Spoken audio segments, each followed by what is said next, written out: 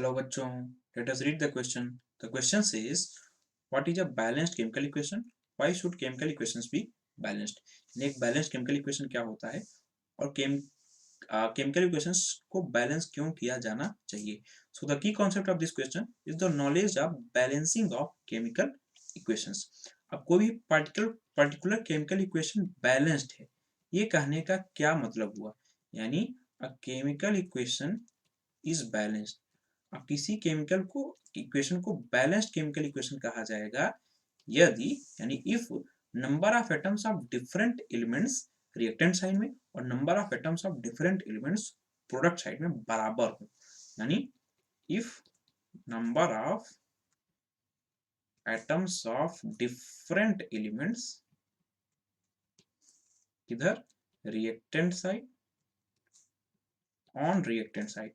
अब क्योंकि किसी भी केमिकल इक्वेशन को लिखते हुए हम रिएक्टेंट्स को left hand side of the equation लिखते हैं, यानी लेफ्ट हैंड साइड इक्वल हो number of atoms of different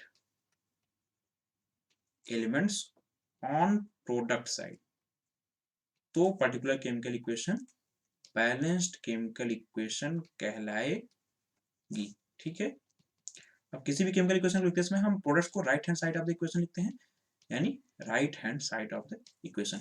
यदि number of atoms of different elements reactant side और प्रोडक्ट साइड बराबर होंगे तो particular chemical equation balanced chemical equation कही जाएगी। ठीक है, second part of the question says why should chemical equations be balanced, यानी केमिकल इक्वेशंस को बैलेंस क्यों किया जाना चाहिए। तो एक्चुअली केमिकल इक्वेशंस को बैलेंस किया जाना चाहिए to satisfy a law of chemical combination known as law of conservation of mass. यानी हम लिखेंगे कि chemical equations should be balanced, यानी केमिकल इक्वेशंस को बैलेंस किया जाना चाहिए टू सेटिस्फाई करने के लिए a law of chemical combination known as law of conservation of mass. अब law of conservation of mass क्या कहता है? Law of conservation of mass कहता है कि मास can neither be created nor be destroyed, यानी किसी मास को न तो क्रिएट किया जा सकता है न ही डिस्ट्रॉय किया जा सकता है। यानी total mass of reactants total mass of product के बराबर होना चाहिए, क्योंकि ना तो क्रिएट होगा ना तो डिस्ट्रॉय होगा। तो जितना रिएक्टेंट्स का मास था उतना ही मास प्रोडक्ट्स का टोटल मास होना चाहिए, तभी वो particular chemical equation law of conservation of मास को सेटिस्फाई कर रही होगी। और यदि लॉ ऑफ कंजर्वेशन ऑफ मास को सेटिस्फाई तभी करेगी जब वो पर्टिकुलर केमिकल इक्वेशन बैलेंस्ड होगी। यानी किसी भी केमिकल इक्वेशन को हम बैलेंस करते हैं to satisfy law of conservation of mass. ठीक है, नॉर बी डिस्ट्रॉयड। ये तो हुआ statement of law of conservation of mass. यदि हम एग्जांपल से समझना चाहें तो मान लीजिए आयरन मेटल का रिएक्शन सल्फ्यूरिक एसिड यानी H2SO4 से हो रहा है। तो फॉर्म करता है क्योंकि आयरन हाइड्रोजन से ज्यादा रिएक्टिव एलिमेंट है, इसलिए हाइड्रोजन को डिस्प्लेस करता है और बनाता है आयरन का सल्फेट यानी FeSO4 का फॉर्मेशन करेगा और हाइड्रोजन गैस रिलीज होगी।